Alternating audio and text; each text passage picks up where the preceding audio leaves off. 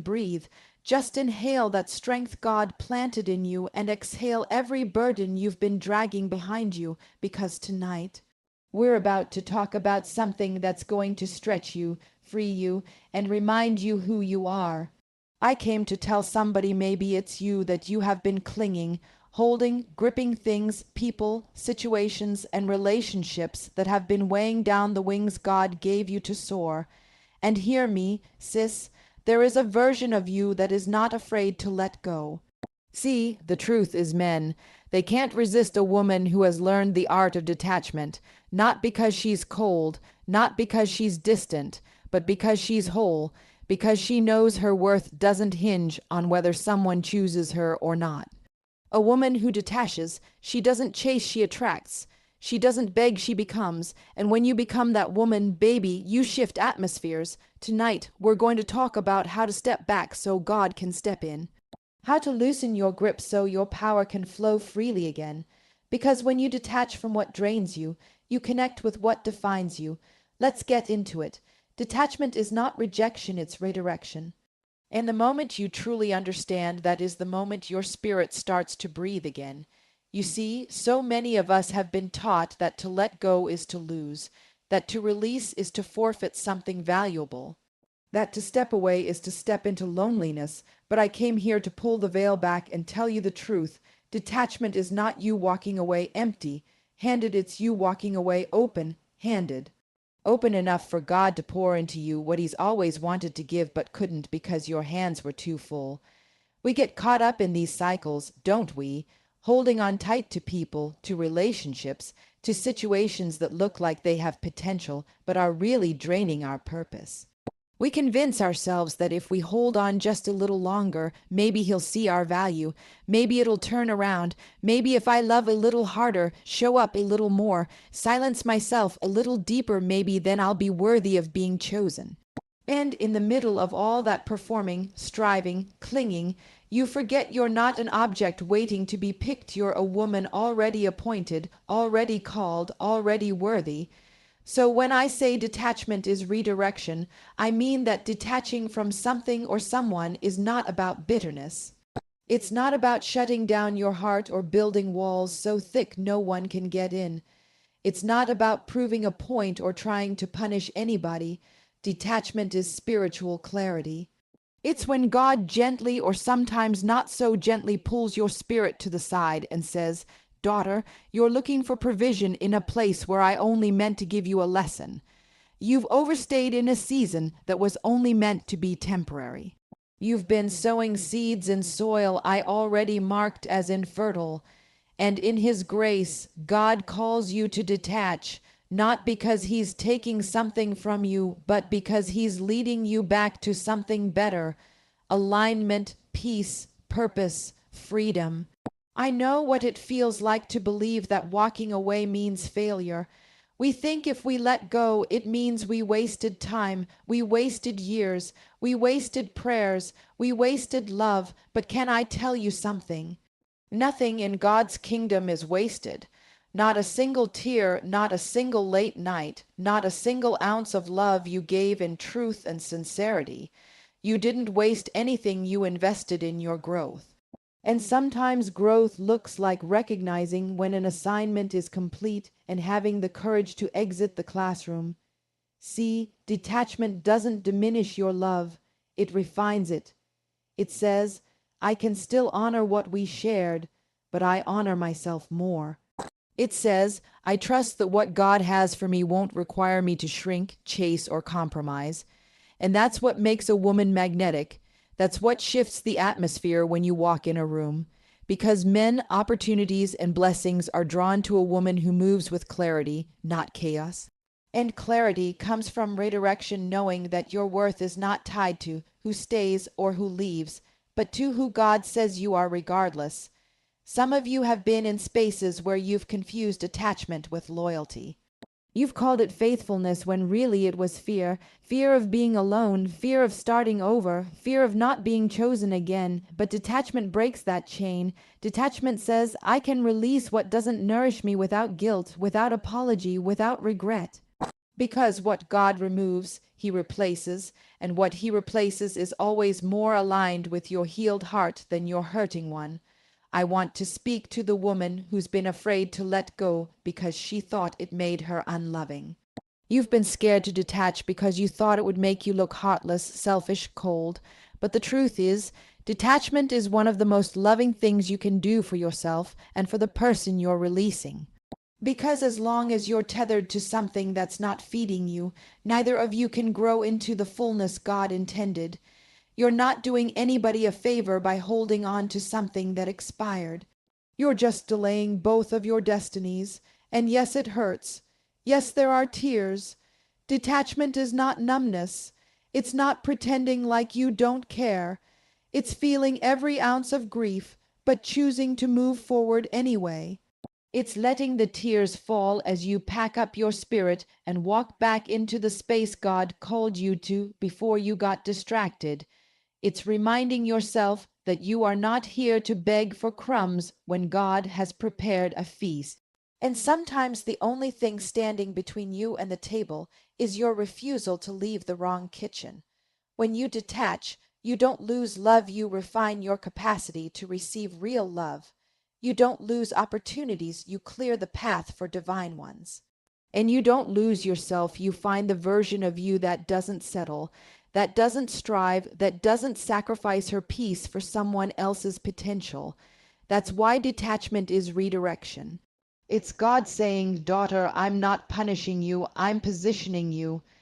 And positioning always requires movement, it requires shifting, it requires surrender.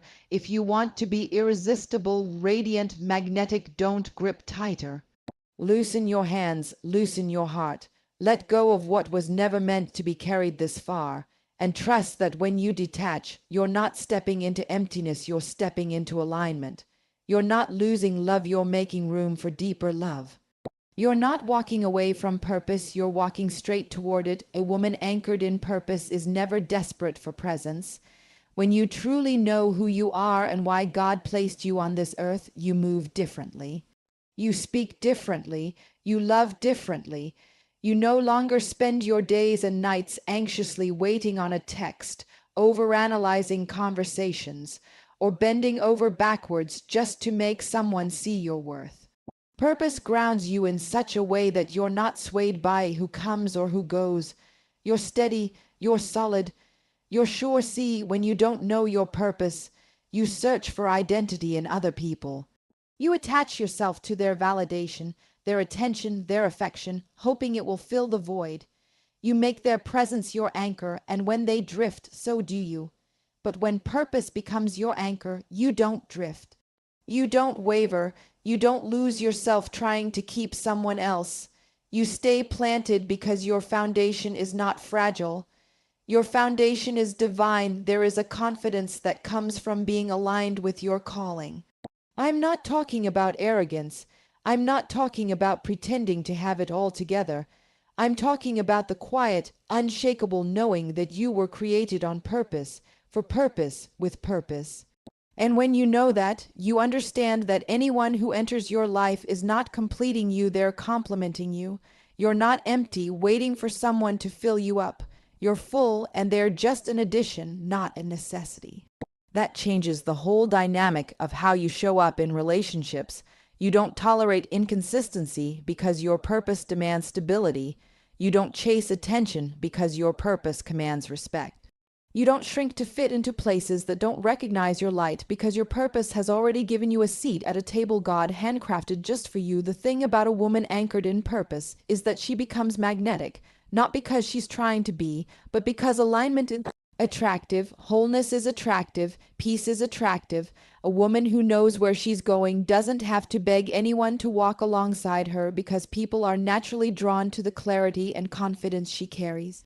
And let me tell you something, a man, a real man, recognizes that energy. He recognizes that you're not here to play games. You're not here to waste time. You're not here to be a placeholder while he figures out what he wants. You know what you want because you know who you are. You've spent time with God. You've spent time healing. You've spent time digging deep, confronting your insecurities, facing your fears, doing the inner work so that you're not dependent on someone else to define your worth. That's the kind of woman a man can't resist, not because she's hard to get, but because she's hard to forget. She leaves an imprint not just because of her beauty or her body, but because of her essence. Her purpose leaks out of her smile, her stride, her conversation, and that is something that can't be faked. But I need you to understand that anchoring in purpose is not always glamorous. It requires seasons of solitude. It requires sitting with yourself when it feels lonely, choosing growth over comfort, choosing vision over validation. It means turning down invitations that don't align with where you're going, saying no to relationships that distract you more than they develop you. It's not easy, but it's worth it, because the woman who emerges from that process is unshakable. She's not tossed by emotions or opinions. She's not easily swayed by sweet words and empty promises.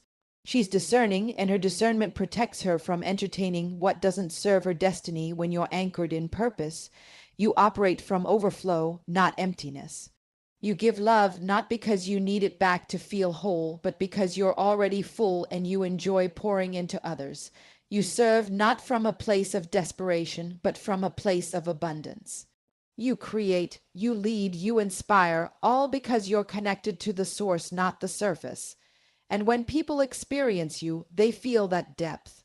They sense that you're not easily shaken, that your joy is not conditional, that your peace is not negotiable. I want to talk to the woman who has spent too long thinking that her value was tied to who stayed. You measured your worth by who pursued you, who complimented you, who showed up for you. And when people left or overlooked you, you questioned if you were enough. But I came to tell you their presence or absence does not dictate your value.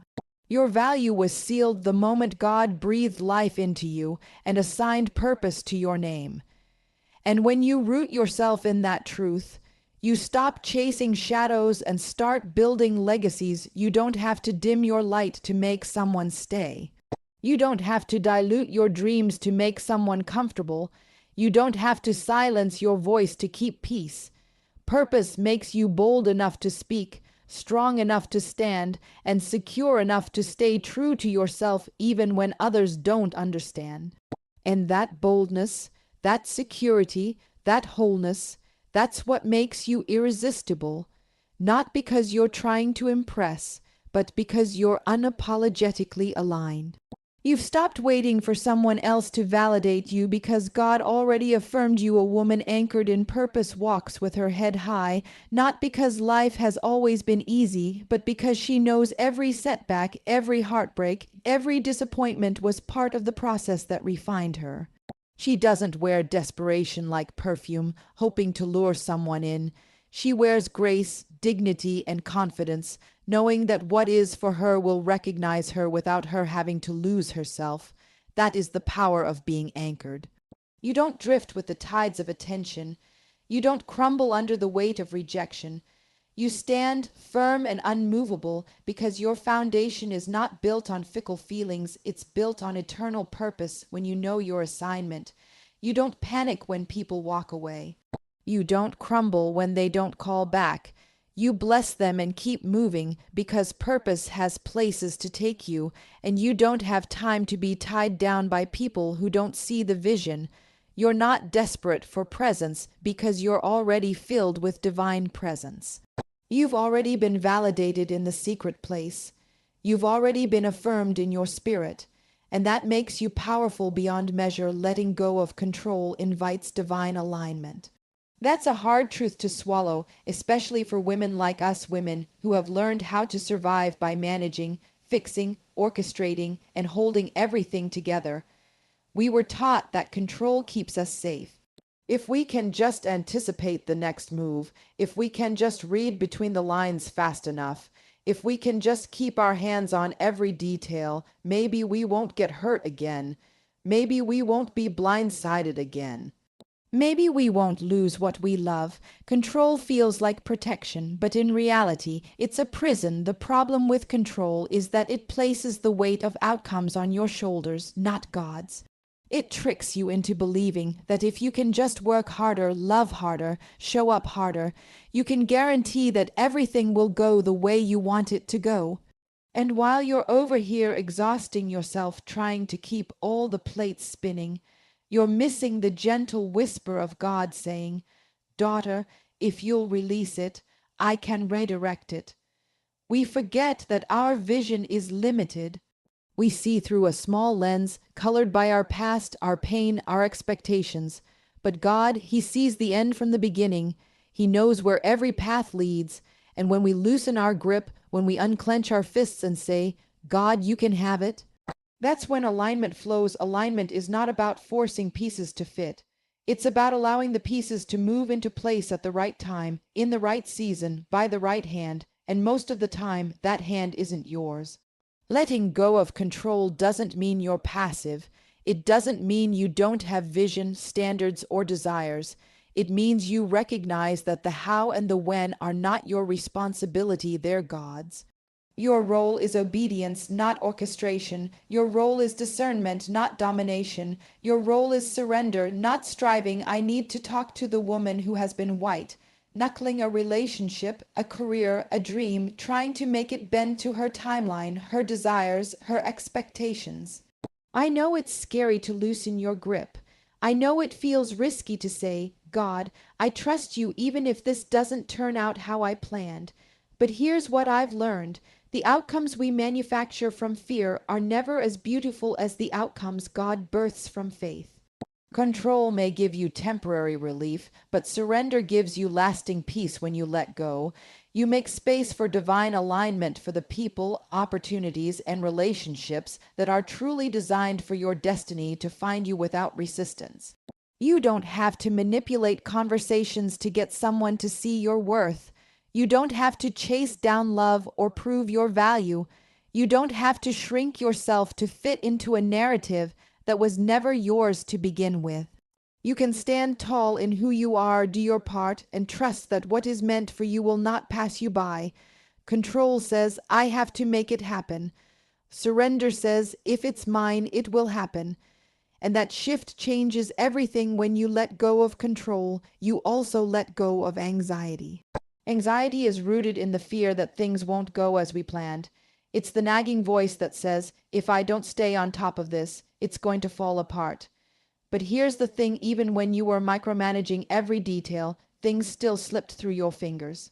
So why not release it into the hands of the one who has never failed, who has never missed a detail, who has already ordered your steps?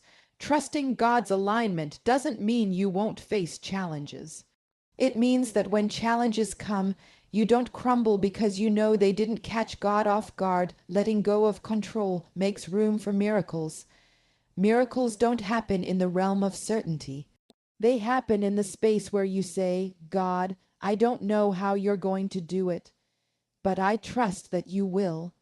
And when you make peace with uncertainty, when you allow God to write the script without your edits and revisions, you open yourself to blessings you couldn't have even dreamed of scripting for yourself. Divine alignment brings opportunities that fit so naturally. You realize you could have never orchestrated them with your own hands. It brings relationships that flow with ease without the strain and struggle of forcing compatibility. It brings clarity that cuts through confusion, not because you figured it all out, but because you positioned yourself to receive revelation instead of trying to manufacture resolution. I want to speak to the woman who has been tired, drained, weary from holding on so tightly. You've been carrying it all, the fear, the worry, the what ifs, the regrets. And maybe it's made you feel powerful in the short term, but in the long run, it's made you heavy. God is inviting you to set it down, to breathe again, to trust that He's got it even when you don't, to believe that releasing control is not reckless, it's reverent. It's you saying, "God, I believe you love me more than I love myself. I believe your plans are higher than my plans, and I believe you can do exceedingly, abundantly above all I can ask or imagine if I'll just get out of the way. That is not weakness. That is wisdom, you see. Control is fueled by scarcity. It's fueled by the lie that if you don't hold on tight enough, good things will slip away. But divine alignment is fueled by abundance. It's fueled by the truth that what is assigned to you cannot be snatched, cannot be sabotaged, cannot be stolen. And when you internalize that truth, you become lighter, freer, you flow instead of forcing. You attract instead of chasing. You allow instead of obsessing. There is a deep peace that comes from knowing that the same God who designed your purpose is capable of delivering your promise. You don't have to sit up late at night plotting every detail. You don't have to play mental chess trying to outmaneuver outcomes. You can rest in the assurance that what God has ordained will find you, favor you, and fulfill you without your manipulation, without your micromanaging, without your meddling. All he needs is your yes, not your stranglehold. Letting go of control doesn't mean you don't care. It means you care enough to let the one with the full blueprint take the lead. It means you're wise enough to admit that your strength has limits, but his does not.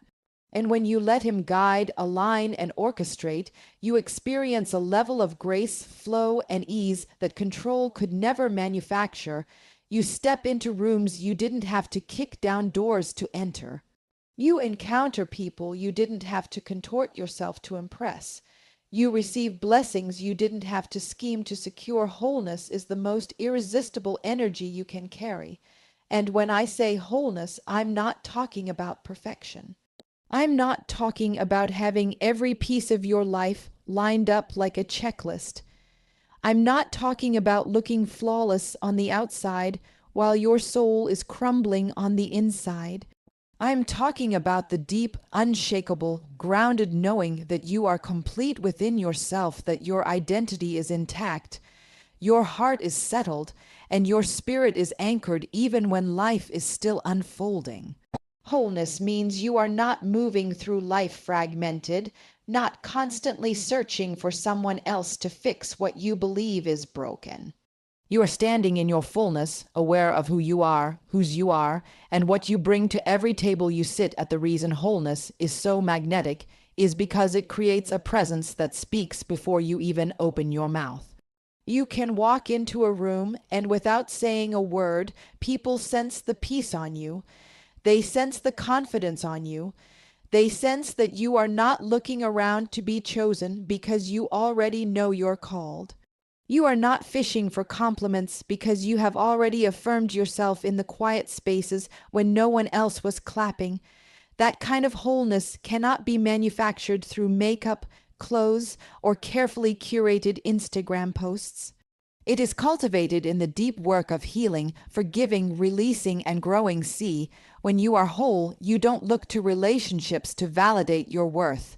You enjoy companionship, but you don't depend on it to make you feel valuable. You appreciate love, but you don't make it your lifeline. You are not dating, marrying, connecting, or attaching to complete a puzzle that you think is missing pieces.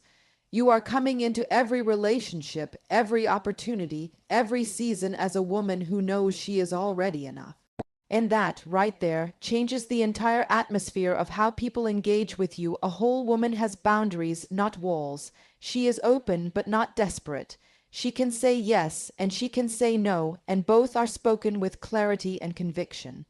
She doesn't entertain confusion, because confusion does not match her energy. She is not afraid to walk away from what is not aligned, because she knows that walking away does not diminish her value, it protects it. Wholeness makes you selective, not because you are arrogant, but because you are aware. Aware of how precious your time is. Aware of how valuable your energy is. Aware of how sacred your heart is. There's a reason why people are drawn to women who have done their healing work. It's because their peace speaks louder than their pain. Their joy speaks louder than their trauma. Their discernment speaks louder than their desperation. A woman who is whole doesn't need to prove herself because she knows that who she is speaks for itself. She doesn't have to overcompensate, overexplain, or overextend because her presence is already more than enough. Let me talk to the woman who has spent years thinking she had to earn love by fixing others, by sacrificing herself, by bending backwards just to be seen. I know what it feels like to think that if you can just help enough, serve enough, give enough, maybe someone will finally choose you. But can I tell you the truth? You don't have to bleed yourself dry to be loved. You don't have to become a savior in every relationship to be valuable. Wholeness reminds you that you are worthy simply because you exist. Simply because God called you, designed you, and breathed life into you. A whole woman is not afraid to be alone because she knows that solitude does not equal lack. It equals space to hear God clearly, space to nourish her soul, space to rest and reset without distraction. She doesn't rush into connections just to avoid silence because her own company is rich enough to sustain her. That's what makes her so captivating. She is not running from herself. She is at peace with who she is, flaws and all, growth in process and all. And that authenticity is magnetic in a world full of masks and pretenses. When you are whole, you stop performing. You don't have to become who someone wants just to keep them around. You don't have to shrink your dreams to make someone comfortable. You don't have to hide your brilliance to soothe someone's insecurity. You can be fully, unapologetically you and trust that the people assigned to your life will love you as you are, not as you pretend to be. And those who cannot handle your fullness, you bless them and release them because their absence is not a loss when your wholeness is intact. Wholeness gives you discernment that keeps you from settling. You recognize red flags faster because you are no longer trying to ignore them just to fill a void. You hear the tone beneath the words because your spirit is tuned in, not distracted by neediness. You honor your intuition because you have built trust within yourself. And that trust becomes a compass that keeps you from veering off your path just to accommodate someone else's journey. Wholeness is protection, it's provision, it's power. I want you to understand that wholeness is not a destination you arrive at one day and never revisit. It is a continual process of checking in with yourself, of tending to your soul, of healing layer by layer as life unfolds. But as you commit to that journey, as you do the work of becoming whole day by day, you cultivate a radiance that no one can take from you. You glow from the inside out because you are not fragmented or fractured. You are integrated, mind, body, spirit all working together in harmony. That is what makes you irresistible. A woman who is whole does not chase what does not chase her peace. She does not cling to what costs her clarity. She does not stay in places where she has to negotiate her value. She stands steady and sure, knowing that love rooted in truth will always recognize her. Opportunities aligned with her purpose will always find her. Blessings designed for her life will always flow to her. And because she knows that she can rest, she can trust, she can wait with grace instead of anxiety. When you carry wholeness, you attract people who are also whole or who are at least committed to their own healing. You no longer entertain broken connections that mirror your past pain because you have outgrown those patterns. You no longer settle for crumbs because you know you deserve the feast.